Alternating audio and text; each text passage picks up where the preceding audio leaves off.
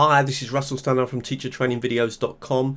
Today I'm going to show you one technology that can really take your online teaching to another level, and that can be around things like giving feedback and assessment. It really is a powerful technology. Now the great news is this technology is free, it's easy to use, and it's perhaps for me personally my favorite technology on the internet, and it is the reason that I actually won my award from the British Council, the Elton's Technology Award, and the Times Higher Outstanding Initiative in ICT, both because of this particular technology. I'm going to show you some lovely ideas. So it's one technology, about 5 different ideas. Really hope you like the video. This is really going to help you to take your teaching online to another level, and if you do like the video, please like it, please share it with other teachers, that'd be wonderful, and please, if you've got any comments, leave them in the space below, and of course come and follow me on my YouTube channel. Let's get started. I'll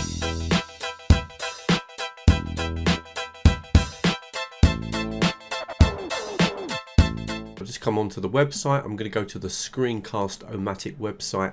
Now I've actually got an account in Screencast-O-Matic, but you can actually use Screencast-O-Matic without even having an account, and I'm going to show you that first. So if I click here on Start Recording for Free, and we're going to click on Launch Free Recorder, and what that's going to do is it's going to open up a technology that will allow us to record the screen of our computer. Notice that you need to click here on Open Screen Recorder Launch version 2. This is the latest version, and in a minute what's going to happen is a recorder is going to open up onto the screen, and we'll be able to use that recorder, there it is, to record anything we want. Now what you need to remember is, of course, you don't want to click on the record button at the moment because you've still got this window open, so you need to minimize the actual Screencast website, and now we need to open something onto the screen that we want to record. So an obvious thing to record would be like a PowerPoint slide. Make sure that you resize the window to get the size that you want. Very simple, completely free technology. Click on the record button and you can actually record yourself talking over this PowerPoint slide. Now there's a few things to just make sure that you've got the microphone working, which I can see is working fine, and I can see that it's connected to my microphone. That is, I've got various microphones here, but it's currently connected to my webcam microphone, so that's absolutely fine. And so I'm ready to go. I can include the webcam. Now I'm not going to do that for this recording, but we'll look at that a bit later. I click on this button now, and so now I start talking about this slide of my PowerPoint slide, blah blah blah blah blah. So everything I'm saying and everything I'm doing is coming out. Now I can click on the pause button, and I could now move to the next slide. This is the easiest way to do it, and now carry on with the recording. So bring the recorder back onto the screen and carry on recording. So again, start talking now about the next slide, blah blah blah blah blah blah blah blah blah. Okay, so we've now talked about 2 slides, so let's just do that one more time.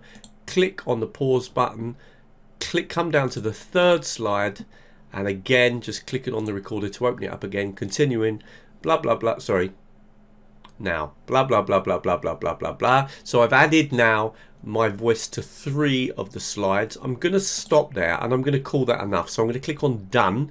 Now the good thing is we've got immediate options here, but I'm going to click on save and upload because I want to literally save that video. There it is, that video is immediately ready, and I can even play that video back.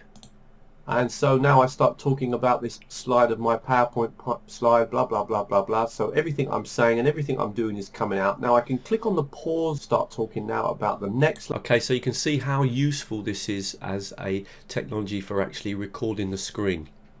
Now I've got a number of options in terms of the way that I save this video. This first example, I'm going to click on save as audio.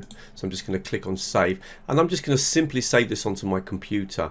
So it's going to be an MP4, that's going to be the file name. I can click here and change it. So I'm going to call this PowerPoint presentation. Okay, and then where's it going to be saved? It's going to be saved on the desktop. Are we going to have the cursor? Yes, we want the cursor highlight, and we just click on publish. Now that video is almost immediately saved. You can see how quickly it's done. Let's actually have a quick look at that video now. So coming onto the screen on my computer, I can see it there, PowerPoint. Let's just double click on it and see what the quality is like. And so now I start talking about this slide of my PowerPoint slide, blah, blah, blah. And you just see how powerful that is as a way of making, for example, a recording of a PowerPoint presentation that you want to share with your students. Now, it's worth remembering that when you're using screen capture to record over something, it could be anything. It could be a grammar lesson, it could be going through some vocabulary and helping the students with the pronunciation, it could be explaining, say, a picture that you want to talk over. You're really not limited in the way you can use this technology. Let me just show you a couple more examples of the sorts of things I mean. So let's take an example that you've done a lesson, or you're going to be doing a lesson, and you want to help the students with perhaps the pronunciation of some of the words. So what I'm going to do here is I'm going to grab this, I'm going to move the recorder over here. Okay, I'm going to move it down a little bit, make it a little bit bigger, move it up as well. Okay, and now what I'm going to do is going to simply click and record myself going through these words, because maybe the students had problems with them. Accommodation, accommodation. Preferences, preferences. However, we say prefer, to prefer something. Then we've got here photograph, so the stress on the first syllable, photograph. Second one, photographer. Okay, now that could be anything. That could be a grammar explanation. It could be talking about a lesson plan. It could be talking about how you write an introductory essay. It could be anything you want on the screen. You can simply make a video, and then of course you're going to stop, and it's done, and you save it. Let's give it a quick check.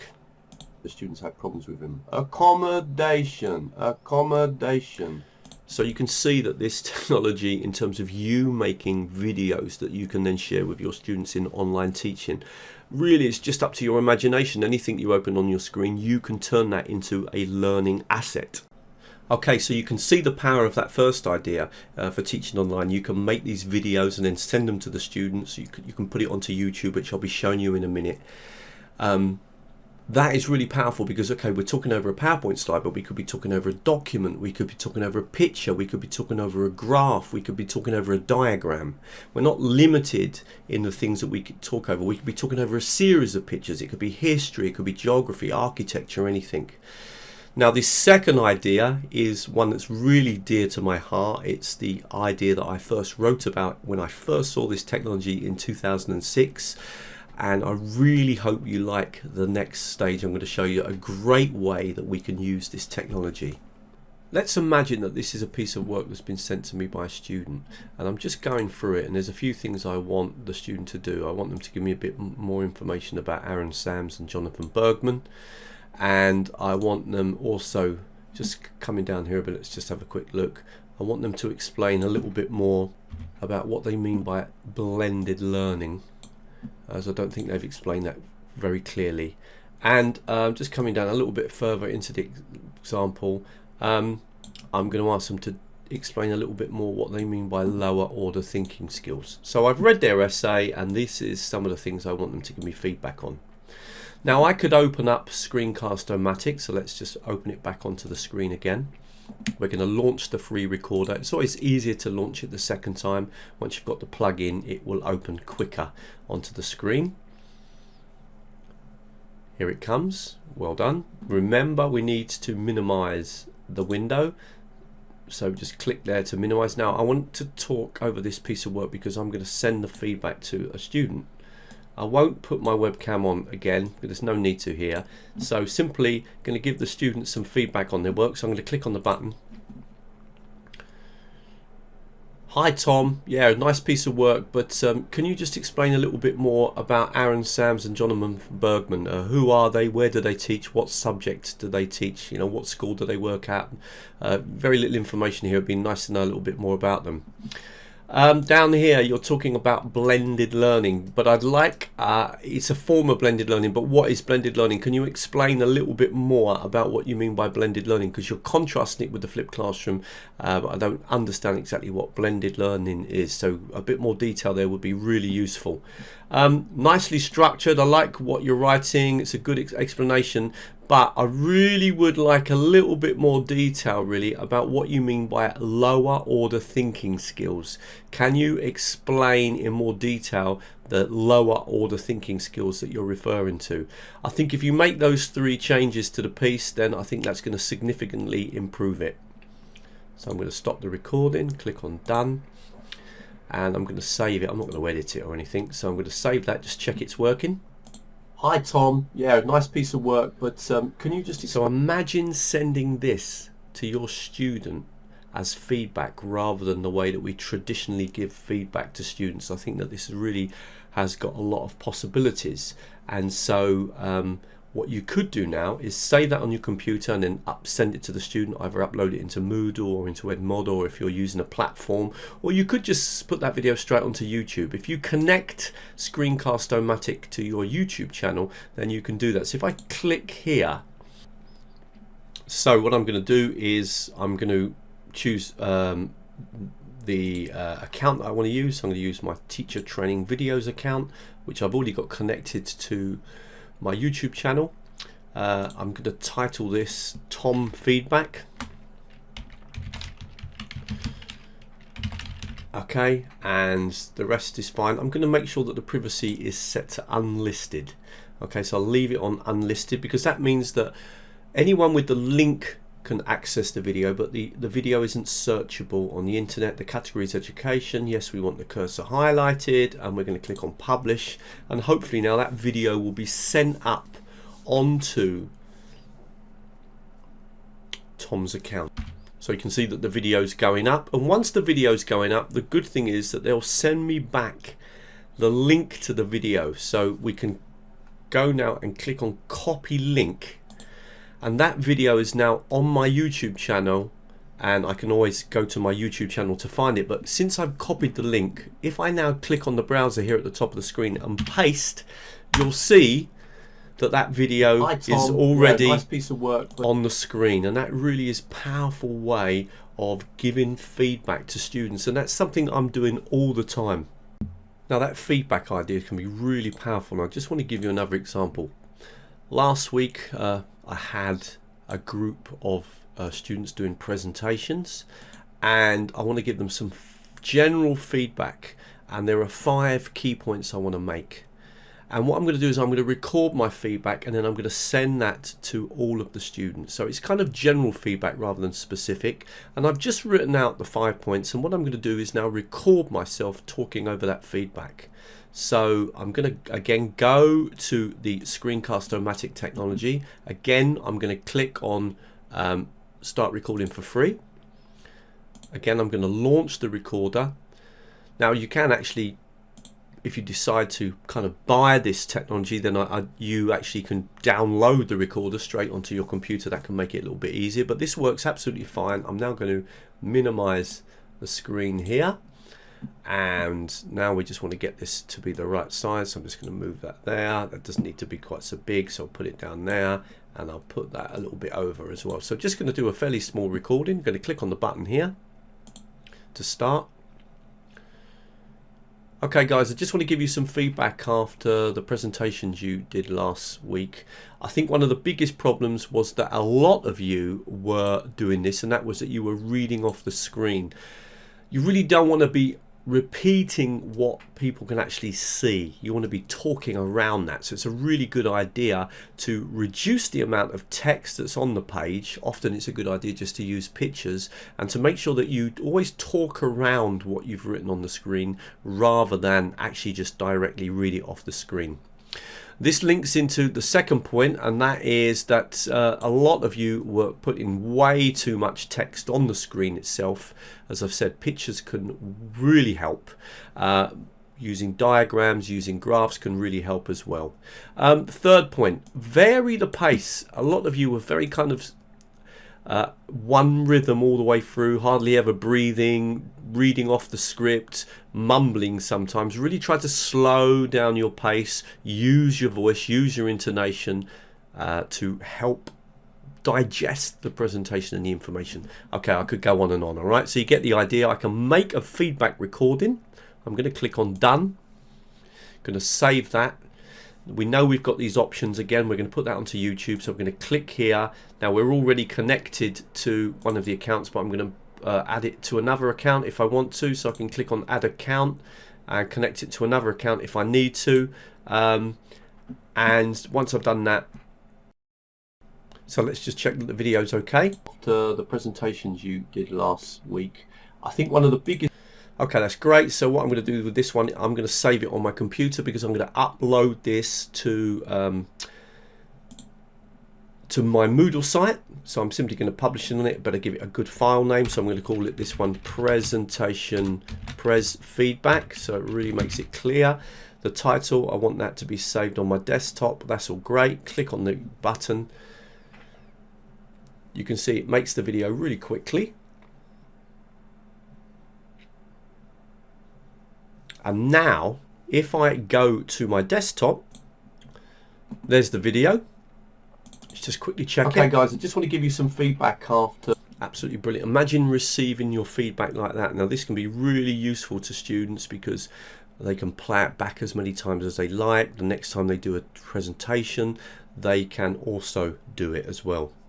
That feedback idea is probably the single presentation that I've given the most around the world. I've talked about feedback at many conferences. There's so many ways you can use that as well. But what I'm going to talk about now is why not flip the use of screen capture technology and get our students to use it. And in fact, I've done this as well. I've got my students to record themselves doing PowerPoint presentations or talking over a picture or even having a discussion in pairs. And it's really, really powerful because now we're getting our students to speak. It can be great for doing presentation practice, great in language learning. Same technology, it's a free technology. The students can use it as well. They can make videos, and I think this is really important.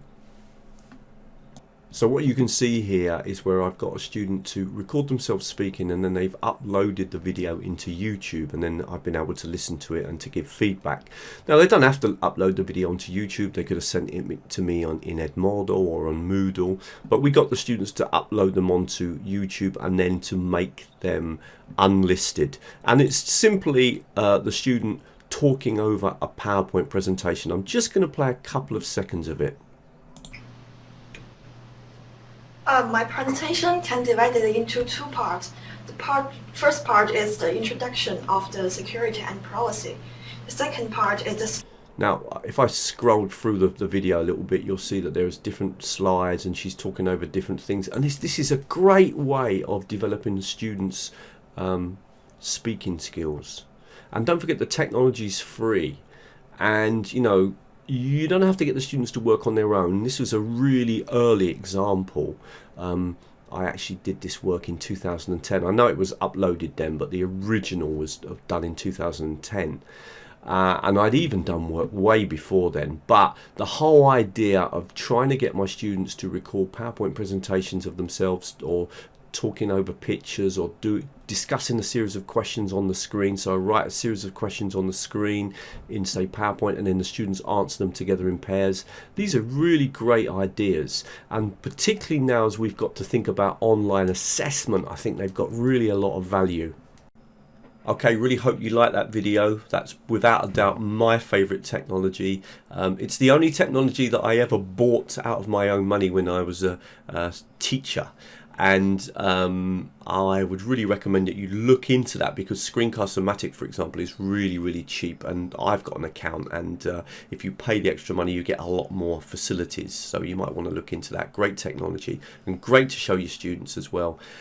Please come to teachertrainingvideos.com if you want more free videos. There's absolutely loads of them here at the top of the screen. You can just click on any of these links here and it'll take you to videos. Don't forget, if you want to sign up to the Niall teachertrainingvideos.com free course, we're still keeping that free at the moment, and that's an opportunity to learn about how to take your teaching online. If you want to keep up with my work, the best thing to do is to subscribe to the to subscribe to my newsletter. That way you'll keep up to date with all the blog posts and with the online courses and with the webinars and with the new videos I make. And you can also, of course, sign up to my YouTube channel if you want to follow me on my YouTube channel. The other thing is doing lots of private lessons at the moment, lots of one-to-ones and one-to-many online courses, training people in using Camtasia and Zoom. and Moodle and Adobe Connect, etc. So if you do want me to do some training with you, then please contact me and we can work out what we can do. The online training works really well because you can share each other's screens, and that can be a really effective way of training someone to use technology. Thank you very much.